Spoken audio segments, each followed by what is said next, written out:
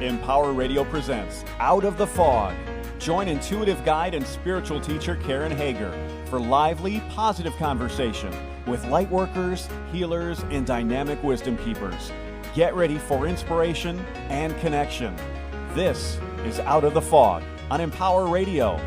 Here's your host, Karen Hager. Hello and welcome to Out of the Fog. I'm Karen Hager. Each week at this time, we gather for spiritual conversation with enlightening guests, and I'm glad you're here. What is it that blocks you from making changes? So many of us, and as always on this show, when I say us, I mean, me. So many of us set intentions and then we just watch them fall away. Jill Thiry, who's the founder of Club Change, is here today to talk about how we can set intentions that stick, about using kindness to establish practices and ultimately to plant our intentions as new habits in our lives. Are you ready to meet her? Jill Thiry is the founder and chief energizing officer of Club Change. For more than 18 years, she's conducted annual goal setting with her siblings and professionally leads groups to achieve change in their lives by identifying and then doing whatever it is they aspire to do in a kind, achievable, loving way. Jill's process involves choosing to move through change with an open heart and open mind. She guides Club Change members through the process during a 60-day commitment that provides support and accommodates habit-forming change. Jill offers free chanting and meditation sessions on Zoom and on Facebook at Club Change Now. When Jill's not leading clubs or chants, she's teaching or doing guest services and fitness work at Rancho La Puerta in Tecate, Mexico. You can learn more about Jill and her work by visiting her website at jilltheory.com. Jill, welcome to Out of the Fog. Thank you, Karen. It's great to be here. So let's start just by digging into what you mean when you say intention setting. And I'm wondering how that's different from the kind of angry limiting resolutions that I make every year and then blow off. So what is intention setting? Well, that is such a great question, and one that certainly is very current right now. And intention setting is a map to a future point. So it's a dynamic, it's a journey, it's a path that you can choose to be on intentionally or not. So you mentioned resolutions.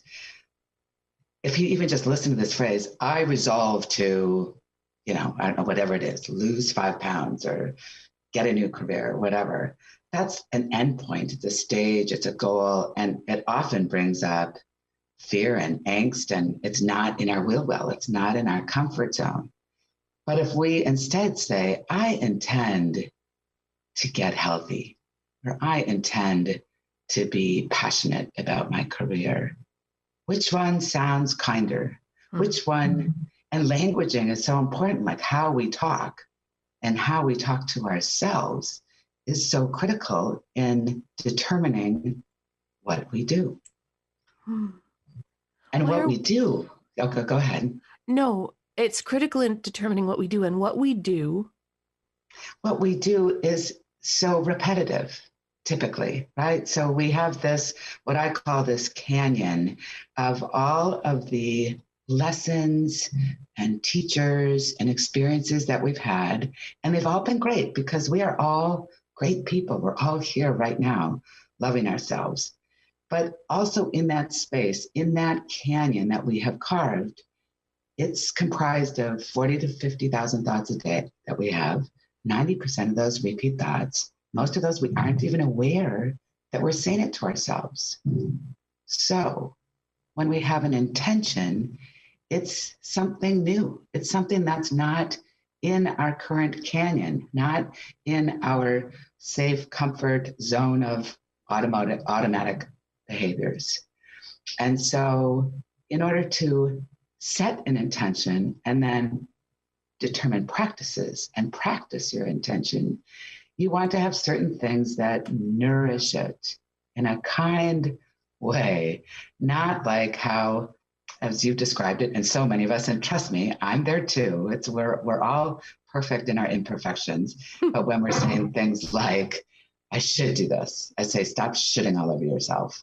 And I have to do this. And I need to do this. And those, when you think about it, those are all kind of criticisms, self-judgments. And they tend to bring us right back to our safe place that we've carved versus being courageous in nourishing our new intentions, what I call our new little rivulets that help kind of water down into our beautifully dynamically carved canyon. And it's carved by choice, not by automatic behavior. I'm just diving in to the Body is Not an Apology book and work. And I've completely blanked on the woman's name and now I feel terrible. But I'm receiving these affirmations by email. So the book is The Body is Not an Apology. I just got in the email before we recorded this interview, the affirmation that says something like, when I speak negatively about myself or my body, someone else who has those same issues also feels shame. And what I'm hearing you, so I'm thinking about that as I listen to you talk about setting intentions and about choosing to gently create, right, those little streams of change. I'm thinking about how when I'm heavy-handed and when I'm cruel with myself, I'm not only hurting myself and stopping my progress, somebody else is resonating with that too, because what creates that valley of voices that we fall into, it's other people and what they say and what they do. And when we listen to them, we're not listening to our own heart, our own gifts, our own, all of those things that we don't frequently bring into our affirmations. We don't frequently allow it to be part of our daily conversation with ourselves in a kind, loving way. So, and the other thing I heard from this, which is I'd love to, I'm going to grab that book. It sounds delightful, is the community, the Buddhist principle of Tonglen, of kind of, you never suffer alone, right? To kind of breathe in suffering of others and or joy, whichever. But community is a key element. So those two steps are so important in effectively bringing your intentions into practices in your day. So we have an 8-step process. And in that process, well, if you can, I'll just kind of go through it because I think that'd be helpful for everyone. So the first thing we do is we just sit down and show up for ourselves, like right now, being able to take a breath and say, okay, I am here now. I'm not thinking about the past and struggling with it. I'm not anticipating the future or writing a story there. I'm just taking a breath to be right here. And I'm allowing myself to be here with me right now. And so we start a lot of our sessions with breath work. And then we think about things, but we think about things from a heartfelt way. So when we do our breathing exercises, we literally physically try and get out of our heads and thinking, which is a little bit difficult to say. I'm telling you to think about not thinking, but that's what we do. And I guide people on some questions and we write down words that literally just pop out of our heart and or our heads onto a sheet of paper. And then we select them from our heart after doing kind of a quick envisioning mindfulness exercise. And so we write them down and then we choose one or two to be our focus, our intention for whatever that time period is. And typically most of our clubs are 2 months, but a lot of these exercises I do with people for a day or a week, or, right now, a lot of people are doing it for a whole year. So you choose one that becomes a mantra. And by mantra here, it's not a meditative, well, it's a meditative mantra, but it's a word that you tape up around your house. That's your affirmation, because then you get to practice your intention. I choose whatever it is. It might be health. It might be joy. It might be freedom. It might be whatever. But it's an intention. It's not this result that you're always judging yourself on. It's a way of being in your life. And then what we do is we have a process that is very kind and mindful. I call it easy peasy, that we set up practices that you can do to bring you what you intend for yourself. And you decide what those are. And or each member decides what they are. And I just guide them and facilitate keeping it easy. Because you know what else we all do?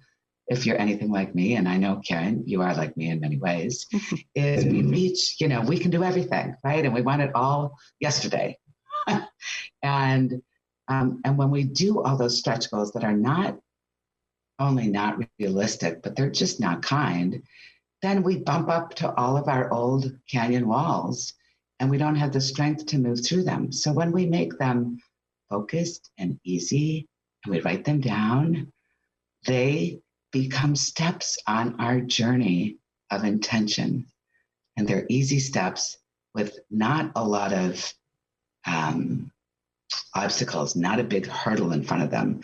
Because what I find with most of our members is that if you set an intention and then a practice, not a goal, a practice or a gift or a commitment to yourself that is easy and actionable and kind, you're likely to do it.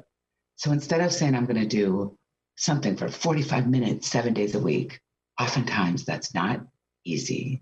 It's not kind. It's not realistic. But if you say you're going to do it maybe 2 times for a minimum of 2 minutes or 10 minutes, whatever it is, then that's a whole different story. Once you get started, you usually do more. It's just that process of getting started. And then the last 2 steps are tracking it, because we're all about being honest with ourselves on whether we actually did these things or not. And if we didn't do them, guess what we don't do? We don't go into that circle of shame and guilt and try this a million times and I'm still not getting it. No, what we do is we notice it. We stop again and we show up for ourselves and we pause and we notice even our obstacles. We notice like, so what did I choose instead of this easy step for myself? What is it that I chose and why did I do it? And there's no shame in saying, this is why I didn't do it. This is what got in the way. And we share it, which is a public way of expressing your deepest gifts for yourself, filled with personal integrity for your heart, your gift, your intention that's going to bring you happiness and health and wellness, which is the primary goal of Club Change. Well, and I can hear in what you're saying how having the community around you changes the dynamic from it's here by myself in my office imagining how I'm going to, whatever it is, I'm going to lose 75 pounds in the next 10 minutes and I'm always going to get 8 hours of sleep a night and I'm going to be kind to everyone I meet. It takes that me alone and softens the edges. So now I'm in a community of people and we're setting intentions and we're all with the common goal of mindfulness and one step at a time, but each of us here to support each other. That sounds good to me. Yeah, it works magically. And even when someone can't kind of show up physically, we show up for each other on Facebook or we show up on email. And the community element, the sharing element, the saying something, like it's shocking, but sometimes I'll say something and I'll feel myself like tearing up or getting goosebumps. And then you're speaking from a new place, right? You're speaking from your soul. You're speaking from your heart. You're speaking from a place that doesn't often get air, get sound vibration. And I'm a big fan of sound vibration. I also do bedside singing and threshold choir when we can sing bedside and lead chanting. And that's all, the more science I read about it and the more I share it and practice it, the more we realize that that process of vibrating sound out of your heart and your body and your gut into the universe and then receiving those vibrations back are really powerful. And it's your own integrity, right? If you're not being honest with yourself, that's really the right place to start. You're listening to Out of the Fog, and I'm talking with Jill Thiry.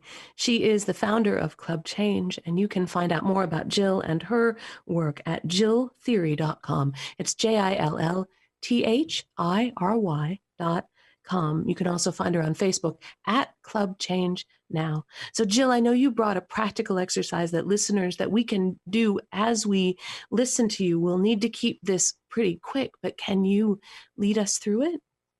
Yeah, I'm going to try. I usually am doing it with visuals, but we're going to give it a whirl. So if everybody can just grab a piece of paper in front of them and a pen or your phone if need be. And I just invite you to close your eyes right now and tuck in your chin and breathe from your sits bones up the front of your body. And let that just come up from your heart and out the top of your head, and then slowly exhale down the back of your body. Feeling yourself here, now. And as you inhale, inhale love. Inhale this beautiful love for yourself, and slowly exhale ease and grace and acceptance of you, this beautiful gift that is you right now. What I'd like you to do is, as you're breathing in this format of exhaling longer than you inhale, I'd like you to answer this question. What would bring me joy in the next week? So breathe that thought in and don't edit yourself at all. Let all the words come to mind. Anything is okay. And then open your eyes and write down those words. Write down all the answers that came to you from your heart, and write them in any way, shape, or size that they can be. Side, upside down. It's best if it's just 1 or 2 word answers. So there might be only 1 word there, or my guess is there's probably 3 or 5 things that just off the top of your head you can think of would bring you more joy, because many of us are already joyful. And now I invite you to close your eyes one more time and breathe in again from that loving space, right down on your chair. Breathe up the front of your body, filled with loving acceptance for you and all of these things that bring you joy. Breathe them all in equally with your eyes closed, and exhale, receiving them all equally. Just letting them sit there on that sheet of paper and being in this place of joyfulness and allowing yourself to have this be a pleasant experience. And now what I'd like you to do is tuck in your chin and keep your eyes closed and just feel the energy coming from those words. And when I tell you to open your eyes, not now, but when I tell you to open your eyes, circle the 1 word on this sheet of paper that most touches your heart right now in this moment. Go ahead, open your eyes and circle 1 of those words. And that might surprise you. Maybe it doesn't, but now I invite you to do the languaging around that. So we're going to inhale, and then we're going to say, I choose, and finish that sentence with that word. I choose whatever your word is, and now I will. I will, and now I am. I am, and finish it with that word of intention for yourself. And just let that be with you. And now flip that sheet of paper over and print out that word really big and own it. Own it in your heart, own it in your voice, own it in your practice, and maybe write down 1 or 2 or 3 little things that you could do this week that would practice that intention, and write them down in a specific, measurable, actionable, kind, and time-based way. I call it the SMACT practices. So it's going to have a couple of numbers to it so that it's not gray, that it's black and white. And I want it to be super kind. So on a scale of 1 to 10, with 1 being impossible and 10 being you could do it in your sleep, I'd like it to be a number 8. Like it's super easy to do this 1 small little practice a couple of days this week. And so now you've got your mantra and you've got your practices.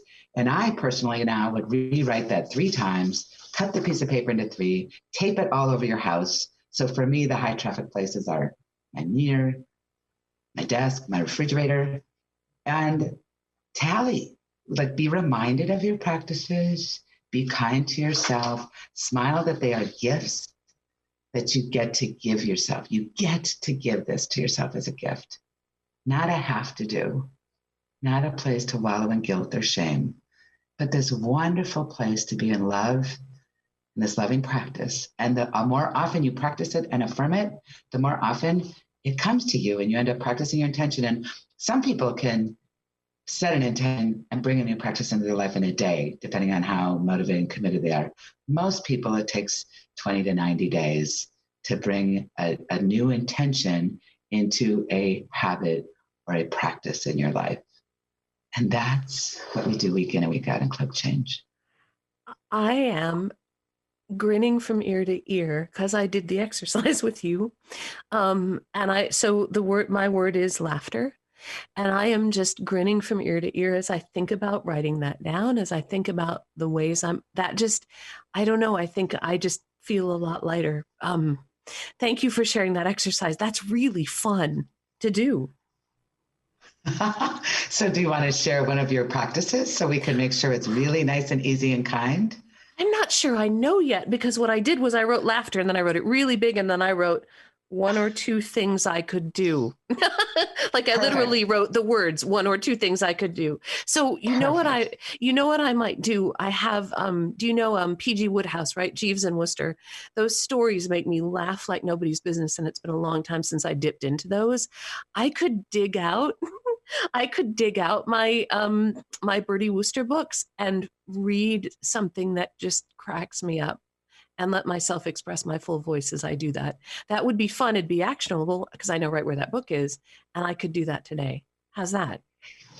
Well, that's awesome. And actually I'd like to see you commit to just pulling that out maybe 3 times this week and Nice. Committing just 5 minutes, like not a big hour, not this big session that changes your whole schedule. It's like, okay, I'm going to pick up this book 3 times this week and track it and just pick it up. Maybe it's not even read it. You're just going to pick it up and you're going to laugh just thinking about it.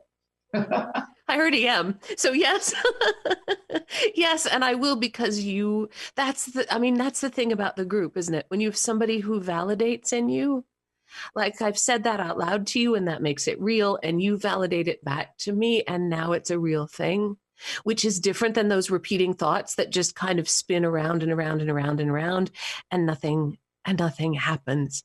Jill, how can people find out about Club Change? So how often do you do this and how's it work? Well, so I start a club every month. And one month it'll start on Sundays and go for 8 weeks. And then the next month it'll start on a Wednesday and go for 8 weeks. And so people can sign up on my website. There's a reserve a class page and they can sign up for either one. So the next one is Club Change 6, because one of my intentions is to learn Spanish since I work in Mexico part-time. Love it. And it's going to start on March 7th at 5 p.m. Will be our first club session, which is also a complimentary set your intention class. So that little exercise we did, I actually have a 45-minute class where we do 2 word boards and I ask you 3 to 5 questions for each one of the word boards. And we narrow all that down to a mantra and an intention for your 8 weeks. And that class is complimentary. So someone can sign up for just the first class if they want, or sign up for the first class and then continue on for all 8 weeks. And then the next one after that will be Club Change 7. I hope I pronounced that correctly, at 6 p.m. on Wednesdays, and that will start on April 7th. I love that. And people can get all the information about that at your website at jillthiry.com. Now you pop up on Facebook and you're a big chanter. And I know from personal experience, the beauty of the vibration of your voice. How can people find that chanting on Facebook? Oh, thank you for asking that, Karen. I actually just did it this morning. I chant for 15 minutes every Monday morning on @ClubChangeNow, which is a public Facebook group, and anyone can join me live. I don't erase them. They stay recorded there as long as Facebook allows them to. And so people can join me on Monday mornings at 7 a.m. Pacific time, or Friday evenings at 8 p.m., which might be really nice bookends to spend 15 minutes and chant. And then I so love the place after you vibrated and chanted to just sit in that quiet space. So we alternate. We have as much quiet time as we do chant time, which is super delicious. And then I also do a 40-minute Zoom chant class, also complimentary voluntary contributions on Wednesday mornings. And that you can sign up for at my website as well. Jill, thank you so much for being on the show and for sharing all this. And I'm still smiling. Thank you so much. Thank you. Thank you for having me. And thank you for sharing the exercise with me. And thank you for sharing your tribe with me today. Thank you. That is Jill Thiry. You can find out more about Jill and her work. You can reserve that complimentary class. You can look into Club Change. All of that is at jillthiry.com. That's JILLTHIRY.com. We talked just briefly about the book, The Body is Not an Apology. That's from the work of Sonia Renee Taylor, and I commend that to your attention as well. And you're always welcome at KarenHager.com. It's a great place to find out about what's coming up on the podcast. You can check out new classes, and you can even book a private intuitive session with me if you're so inclined. It helps sometimes to have somebody hear you and shine additional light. Sometimes we see ourselves and our paths more clearly when someone else is holding the light. That's one of my gifts. I'm happy to do that for you if you're interested. Please don't forget to subscribe wherever you get your podcasts, and follow me on Facebook and Instagram. I'm at Fog City Psychic there. And I've started also to post these podcasts on YouTube. So if you want to find them, you can just search for Karen Hager on YouTube, and my smiling face should pop right up at you. And thank you for listening today. Together we are spreading a little more light in the world, and a little more light is always a good thing. Until next time, I'm wishing you peace.